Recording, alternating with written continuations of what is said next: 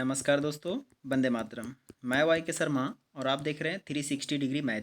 दोस्तों, आज हम बात करेंगे एलसीएम और एचसीएफ का आगे का टाइप के बारे में, क्योंकि सर 1 से लेकर के 9 तक का टाइप जो है ना वो कंप्लीट हो चुका है और ऑलरेडी वीडियो अपलोड हो चुका है यूट्यूब पर। ठीक है, तो यदि वो वीडियो नहीं देखे हैं पार्ट 1 और पार्ट 2 तो प्लेलिस्ट में जा करके एलसीएम और एचसीएफ का चैप्टर आप देख सकते हैं। ठीक है, क्योंकि सर उसमें बेसिक चीज़ें की जानकारी दिया हुआ है और साथ में टाइप भी आपको बताया गया है। ठीक है, तो आज हम कहीं ना कहीं आगे का टाइप देने वाले हैं। ठीक है, और कहीं ना कहीं आज का जो टाइप होगा ना वो बहुत इंपॉर्टेंट है। यहाँ से एक न एक प्रश्न आपको एग्जाम में देखने को मिलेगा। ठीक है, तो चलिए सर शुरू कर देते हैं, है ना, लेट नहीं करेंगे, बिल्कुल एकदम पॉइंट पर आते हैं। देखिए आज का टाइप देखिए कुछ इस तरह से है और कहीं ना कहीं आज का जो टाइप होगा ना वो पूरा देखने के बाद आपको समझ आएगा कि एक न एक प्रश्न आपको एग्जाम में देखने को मिल सकता है। ठीक है, चलिए देखिए आज का पहला प्रश्न जो है इस तरह से है, दो संख्याओं का अनुपात 3:4 है। यदि एचसीएफ और एलसीएम का गुणनफल दिया गया है 1028। यहाँ पे थोड़ा मिस प्रिंट हुआ है सर, मिस टाइपिंग हो गया है, यहाँ 2 लिख लीजिएगा, यानी 2028। ठीक है ना, यानी 2028। ओके, तो संख्याओं का योग क्या होगा। ओके, देखिए इस तरह के प्रश्नों में क्या कीजिए, इसमें संख्या दिया हुआ रहेगा, एलसीएम और एचसीएफ का गुणनफल भी आपको दिया हुआ है कांस्टेंट टर्म के रूप में। तो कहीं ना कहीं आपको संख्याओं का योग पूछा तो सबसे पहले इसमें फोकस ये करना है इस तरह के प्रश्नों में कि यदि आपको संख्या पता चल जाए तो संख्याओं का योग पूछे, संख्याओं का गुणनफल पूछे, कोई मैटर नहीं रखता है। ठीक है ना, वो आसानी से आप निकाल सकते हैं। तो यहाँ पर संख्याओं का योग के बारे में पता किया है तो पहले हमको ये जानना है कि संख्या है क्या इसमें, है ना, क्योंकि संख्या पता रहेगा तो ये चाहे वो योग पूछे या अंतर पूछे कोई दिक्कत नहीं होना चाहिए। ठीक है ना, तो देखिए इस प्रश्न को बनाने से पहले एक थ्योरी हम आपको यहाँ पर बताते हैं, क्योंकि इसमें हम यूज़ करेंगे उसका। ठीक है, देखिए कहता है कि मान लेते हैं कि सर एक छोटा सा एग्जांपल लेते हैं, जैसे 8 और 12 ले लिए। अब इन दोनों संख्याओं को आप ध्यान से देखिए तो इसका एलसीएम अगर आप निकालेंगे तो क्या हो जाएगा। तो आप देखिए डायरेक्ट हम बताते हैं सर, क्योंकि आपको एलसीएम निकालना आ गया है। ठीक है ना, कोई दिक्कत नहीं होना चाहिए। तो इसका एलसीएम हो जाएगा 24, होगा ना, इसका हो गया एलसीएम। ठीक है, और इसका अगर एचसीएफ आप निकालिएगा इन दोनों संख्याओं का तो एचसीएफ आपका क्या आ जाएगा, 8 और 12 का एचसीएफ हो जाएगा 4। ठीक है, अब कहा कि यदि एलसीएम और एचसीएफ दोनों को अगर आप गुना करते हैं आपस में तो क्या हो जाएगा। देखिए 24 चौक 96 होता है ना, 24 चौक कितना हो गया 96। ठीक है, तो ये एलसीएम और एचसीएफ का गुणनफल है।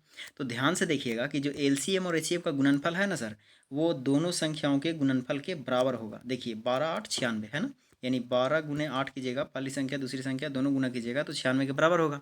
तो यहाँ से एक थ्योरी पता चला कि संख्याओं का, यानी अगर इसको हम पहली संख्या मानते हैं, इसको दूसरी संख्या मान लेते हैं, इस पहली संख्या ये दूसरी संख्या है तो कोई दिक्कत नहीं है। पहली संख्या गुने दूसरी संख्या है ना, तो पहली संख्या गुने दूसरी संख्या बराबर होता है एलसीएम गुना एचसीएफ। यही ना सीध हुआ। देखिए ये लाएँ क्या एलसीएम, ठीक है, और ये लाएँ क्या एचसीएफ, तो इन दोनों को गुना किए सॉरी 24 ना एलसीएम है सर, तो 24 और 4 को जब गुना किए तो कितना आ गया 96। ठीक है, तो हम पहली संख्या और दूसरी संख्या को गुना किए तो भी आया हमारा 96। ठीक है, तो यहाँ से पता चल गया कि पहली संख्या और दूसरी संख्या का गुणनफल जो होता है वो एलसीएम गुना एचसीएफ के बराबर होता है। अब इसको फार्मूला के रूप में आप याद रखेंगे। ठीक है, तो यहाँ से हम बोल सकते हैं कि दो संख्याओं का गुणनफल एचसीएफ और एलसीएम के गुणनफल के बराबर होता है ना, या संख्याओं के गुणनफल बराबर एलसीएम गुना एचसीएफ। ठीक है, तो इस चीज़ को आप याद रखेंगे पॉइंट के रूप में। ठीक है, तो अब देखिए इस प्रश्न को आप आसानी से डील कर पाएंगे। देखिए मान लेते हैं पहली संख्या और दूसरी संख्या दिया हुआ है 3 रेशियो कितना में 4 में। ठीक है, आगे कहा कि एचसीएफ और एलसीएम का गुणनफल 2028 है यहाँ। ठीक है ना, सुधार लीजिएगा क्वेश्चन, 2028 है तो संख्याओं का योग क्या है। देखिए कांस्टेंट टर्म दिया 2028, ये क्या है सर, ये है एलसीएम और एचसीएफ का गुणनफल। तो क्या आपको एलसीएम और एचसीएफ का गुणनफल पता है, नहीं ना पता है, तो हम इस संख्या से एचसीएफ और एलसीएम निकाल सकते हैं।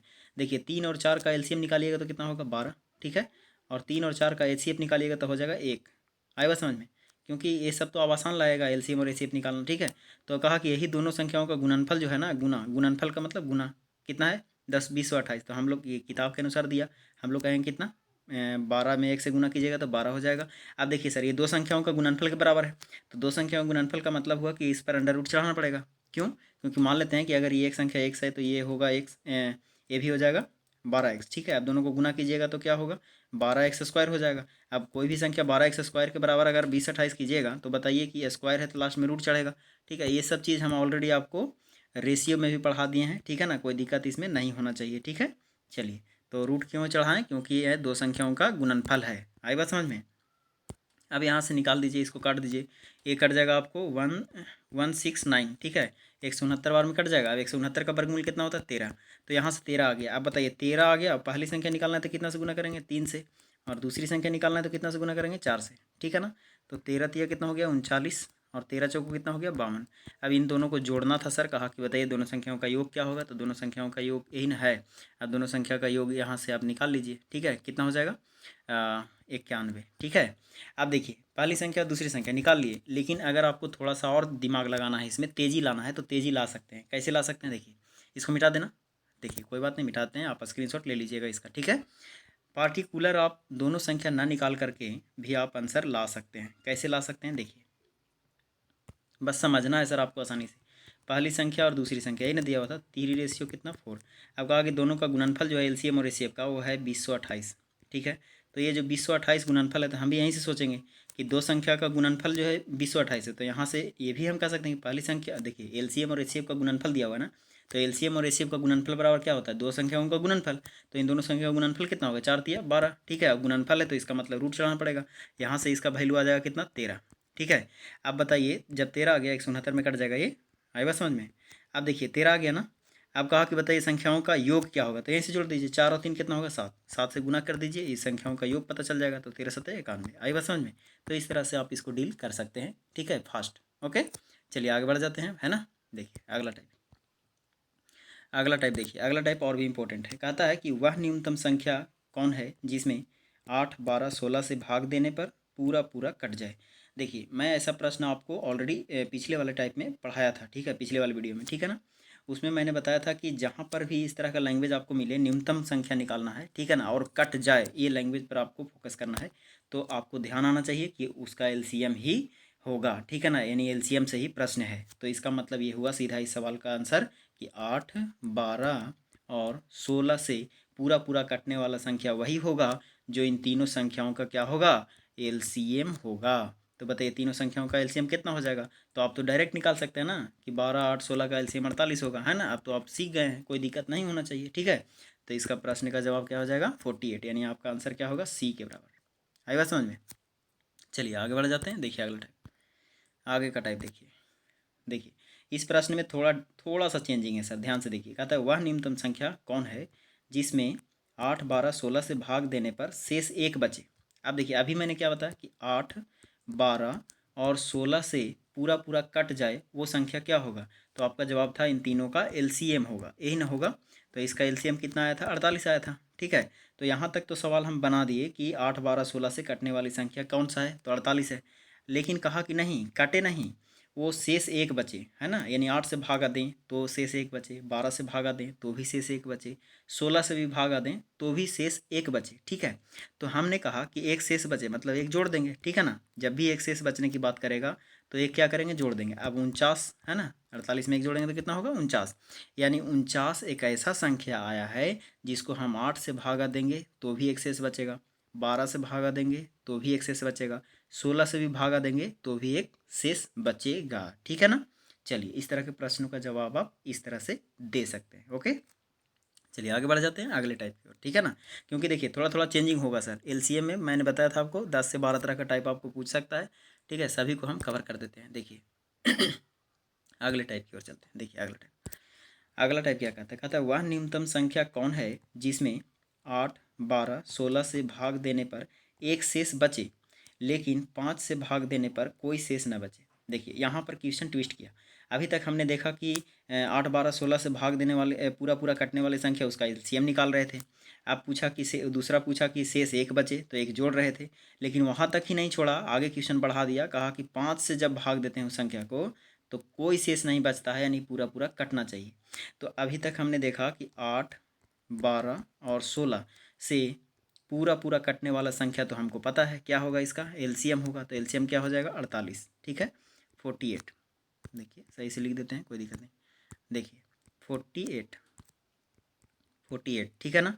अब देखिए 48 कहा, लेकिन कहा शेष एक बचे। अब एक बचेगा तो मतलब क्या हो गया सर, शेष एक बचने का मतलब क्या हुआ कि प्लस एक जोड़ देंगे, है ना। तो शेष एक बचने का मतलब हुआ प्लस एक जोड़ेंगे, तो प्लस एक जोड़ देंगे तो कितना हो गया 49। आए बात समझ में। तो क्या 49 कहता है, आगे कहा कि लेकिन वह 5 से पूरा पूरा कट जाए। तो देखिए, तो 49 कोई संख्या है जिस जो 49 को हम 5 से भागा देंगे तो 49 कटेगा? नहीं कटेगा। इसका मतलब ये हुआ कि 49 ऐसी संख्या नहीं होगा जो 5 से पूरा पूरा कटेगा। ठीक है, तो कौन सा संख्या होगा? तो देखिए, पहली बार में 48 याद कीजिए, जब मैंने बताया था कि एलसीएम से एलसीएम का जितना भी आगे गुणनफल होगा, ठीक है ना, जितना भी आगे गुणनफल संख्या होगा वो भी एलसीएम ही कहलाता है। याद आ रहा है? पार्ट 1 और पार्ट 2 में मैंने बताया आपको। ठीक है, तो हम इस संख्या को ट्राई किए तो नहीं कटा, तो हम इससे आगे वाला संख्या को ट्राई करेंगे कि क्या वो आगे जा करके 5 से डिवाइड होता है या नहीं होता है। ठीक है, पहला तरीका ये हुआ। चलिए, पहला तरीका हम आपको पूर्ण रूप से डिफाइन करते हैं, उसके बाद हम आपको शॉर्ट तरीका भी बता देंगे, जिससे कि आपको 5 से 6 सेकेंड में आपको आंसर आ जाएगा। ठीक है, देखिए, तो हम ये चेक करेंगे, क्या करेंगे? चेक करेंगे। ठीक है ना, तो चेक कहाँ से करेंगे? देखिए, पहली संख्या 48 इसका आंसर आया था, 48 इसका एलसीएम होगा। ठीक है, एक जोड़ें तो कितना हुआ? 49। ठीक है ना, यहाँ तक तो हम काम कर लिए कि शेष एक बचे, लेकिन 5 से कटना चाहिए, यही तो सवाल ट्विस्ट किया। तो 5 से कट रहा है क्या? देखिए, तो नहीं कट रहा है। इसका मतलब है कि 48 का आगे का मल्टीपल लेना पड़ेगा। तो 48 में हम कितना से गुना कर देंगे? 2 से। तो 48 गुना कितना हो जाएगा? 96। और 96 और शेष एक बचे, तो शेष एक बचे का मतलब एक जोड़ना पड़ेगा, तो कितना हो गया? 97। क्या 97 5 से डिवाइड है ना? ऐसे चेक करेंगे ना आगे जाके कि कौन सा संख्या करता है। तो 97 भी 5 से डिवाइड नहीं है, इसका मतलब ये भी संख्या नहीं लेंगे। ठीक है ना, अब आगे का संख्या यानी 48 में 3 से गुना करना पड़ेगा। जब इसमें 3 से गुना कीजिएगा तो 48 या कितना हो जाएगा? 8 या 24 के 4, और 4 या 12 दो 14, 144। ठीक है ना, यानी 144 और प्लस एक शेष बचे, इसका मतलब है कि 145 होना चाहिए। ठीक है, तो 145 देखिए, तो चेक कीजिए 5 से कटेगा? तो 5 से काट रहे हैं तो बिल्कुल 5 से कट रहा है, क्योंकि लास्ट में इकाई अंक 5 है। ठीक है, तो 45 आ गया, यानी 145 ही ऐसी संख्या है जो 8, 12, 16 से भाग देने पर एक शेष बचेगा और 5 से पूरा पूरा डिवाइड हो जाएगा। आई बात समझ में? तो इस तरह से आपको इसको डील करना है।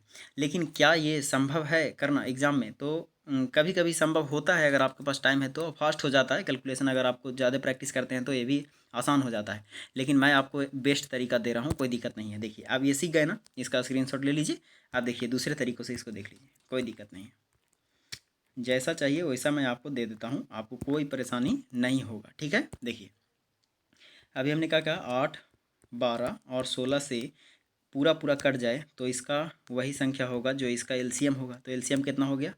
48। ठीक है, बाद में कहा, बाद में क्या कहा? देखिए, बाद में कहा कि वह शेष एक बचे। अब जैसे शेष एक बचे का मतलब क्या हुआ? ध्यान से देखिए, शेष एक बचने का मतलब है कि इसमें एक जोड़ना पड़ेगा। ठीक है, और कहा 5 से भाग देने पर शेष ना बचे, इसका मतलब है कि अगर ये संख्या प्राप्त होगा तो 5 से भागा देंगे तो शेष नहीं बचना चाहिए।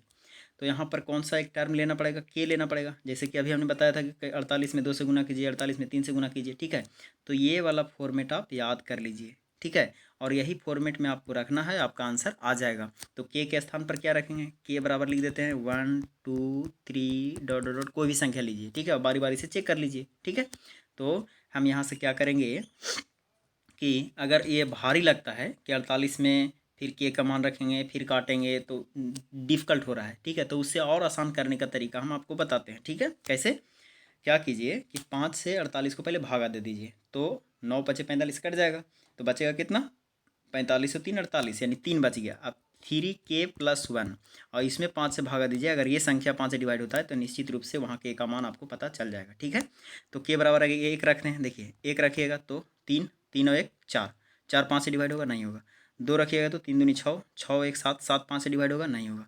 3 रखिएगा तो 3 3 9 और 1 10, 10 में 5 से भागा दीजिए तो कट जाएगा बिल्कुल। तो के का मान कितना हो गया? 3। इसका मतलब है कि यहाँ के का मान आप 3 रखिए और आंसर आपका आ जाएगा। तो 3 रखिएगा तो 48, 144 हो गया, और प्लस 1 है ये वाला, तो प्लस 1 जोड़ दीजिए और भागा दीजिए 5 से। ठीक है, तो कितना हो जाएगा? 145/5, यानी 5 से कट रहा है पूरा पूरा, इसका मतलब आपका आंसर कितना होगा? 145। तो इसका जवाब क्या हो जाएगा? ए के बराबर हो जाएगा। ठीक है, तो आप इस तरह से इसका आंसर दे सकते हैं, कोई दिक्कत? चलिए आगे बढ़ जाते हैं। देखिए अगला टाइप देखिए, अगला टाइप क्या कहते हैं? देखिए, ये और भी इंपॉर्टेंट टाइप है सर, हर तरह के टाइप ट्विस्ट करेगा आपको, है ना। आप जब पूरा वीडियो देखिएगा मन से तो उसमें आपको लगेगा कि एक ही टाइप से अलग अलग प्रकार के प्रश्न बन रहा है, बिल्कुल। आपको वहाँ पर ऑप्शन अलग अलग रहेगा, कोई दिक्कत नहीं है, लेकिन आपको जो है ना थ्योरी कंप्लीट होना चाहिए और कहीं ना कहीं आपको किस तरह के प्रश्न आपको डाइवर्ट कर रहा है वो आपको कंप्लीट होना चाहिए। ठीक है, देखिए क्या कह रहा है इसमें, वह न्यूनतम संख्या कौन है जिसमें 8, 12, 16 से भाग देने पर क्रमशः 7, 11 तथा 15 शेष बचे। ठीक है, उसमें एक शेष बच रहा था, लेकिन अभी पार्टिकुलर दे दिया, कहा कि वह न्यूनतम संख्या मतलब डायरेक्टली आपको एलसीएम पर जाना है। ठीक है, तो 8, 12 और 16 इस तरह के प्रश्न जब भी पूछे तो आप ध्यान रखिएगा कि ऊपर में आप लिखने की कोशिश कीजिएगा भाग देने वाला संख्या। ठीक है, और नीचे में शेषफल, यानी इसके सामने 7 होगा। ठीक है, यानी कहा क्वेश्चन कह रहा है कि 8 से भागा देंगे तो 7 शेष बचना चाहिए, और 12 से भागा देना चाहिए तो 12 से भागा दिया तो 11 शेष बचा, और 16 से भागा दिया तो 15 शेष बचा। तो ये हो गया शेष। ठीक है ना, शेष। तो अब इस तरह के प्रश्नों में क्या कीजिएगा कि जिसे भाग दे रहे हैं वो और शेष दोनों में अंतर चेक कीजिए कितना का है। ठीक है ना, अगर अंतर देखिए 16 है 15 है तो एक का अंतर है, 12 है 11 है एक का अंतर है, 8 है 7 है एक का अंतर है। इसका मतलब अगर अंतर सेम आ जाए, ध्यान से समझिए, अंतर अगर सेम आ जाए, अंतर सेम आए, ठीक है सेम आए, तो अब हम कहेंगे कि इस क्वेश्चन का आंसर देना संभव है।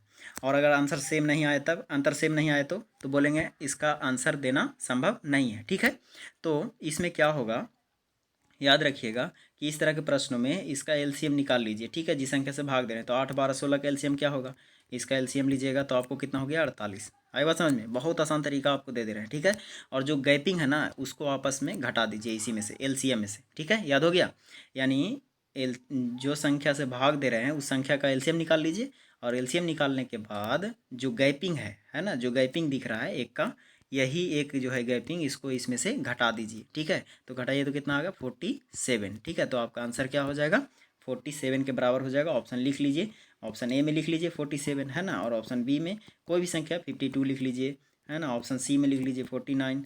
ठीक है, डी में लिख लीजिए आप 48। ठीक है, इस तरह से तो ऑप्शन नंबर क्या हो जाएगा ए के बराबर हो जाएगा। ठीक है ना, चलिए अब देखिए किन्हीं के मन में होगा सर क्यों घटा रहे हैं, तो देखिए इसको मैं समझा देता हूँ आपको, कोई दिक्कत नहीं होना चाहिए। तो याद रख लीजिए थ्योरी के रूप में इसको, कि अगर आपको पार्टिकुलर क्रमशः शेष बचने वाली बात हो कि 8, 12, 16 से भागा देने पर क्रमशः 7, 11 और 15 शेष बचे, तो उस अवस्था में गैपिंग पहले देखिएगा। ठीक है, कि गैपिंग सेम है कि नहीं, और अगर गैपिंग सेम है तो बोलेंगे आंसर दे सकते हैं, गैपिंग सेम नहीं रहेगा तो बोलिएगा आंसर नहीं दे सकते। तो इसका मतलब है कि जो भी गैपिंग रहेगा ना उसको एलसीएम में से उसको क्या करना है, घटा देना है, आपका आंसर आ जाएगा। ठीक है, चलिए अब क्यों घटा रहे हैं उसके लिए जवाब मैं दे देता हूँ छोटे से 1 मिनट के लिए। देखिए 1 मिनट में मैं उसका जवाब देता हूँ, इतना मैं दे दूँगा। ठीक है, देखिए जैसे मान लेते हैं 8 से भी भागा दे रहे थे, तो 8 से अगर 24 में या 23 में भागा दीजिएगा तो क्या होगा, देखिए ध्यान से, 8 में 23 से भागा दीजिए, 8 से 23 में भागा दीजिए,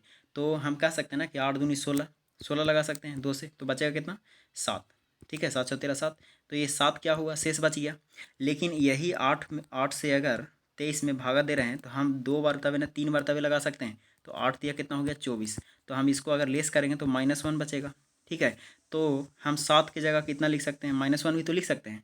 ठीक है ना, यानी 7 की जगह -1 भी तो लिख सकते हैं, तो यहाँ हम -11 की जगह -1 भी तो लिख सकते हैं, 15 की जगह -1 भी तो लिख सकते हैं। ठीक है ना, तो यही -1 को क्या किया जाता है कि इस एलसीएम में से आप लेस कीजिएगा तभी तो पता चलेगा। ठीक है, तो इसका एलसीएम 48 आया था, और ये माइनस जो है माइनस शेषफल, तो इसको इसमें से लेस कर दीजिए तो कितना बचेगा 47। ठीक है, तो ये चीज़ आपको यहाँ पे दिया जाता है। ठीक है ना, तो इतना ज़रूरी नहीं है, आपको बस इतना माइंड में रखिए कि जो गैपिंग आएगा उसका एलसीएम में से घटा दीजिए, आपका आंसर आ जाएगा। ठीक है, कोई दिक्कत तो नहीं होना चाहिए। ठीक है ना, तो चलिए इस वीडियो में इतना ही सीखेंगे। ठीक है ना, फिर हम अगले वीडियो में आपके लिए लेकर के आएंगे अलग अलग टाइप का प्रश्न। ठीक है, तो जब तक के लिए मुझे हम दे दीजिए इजाज़त। आप सब हैप्पी रहिए और मस्त रहिए और पढ़ते रहिए। ठीक है, जय हिंद जय भारत।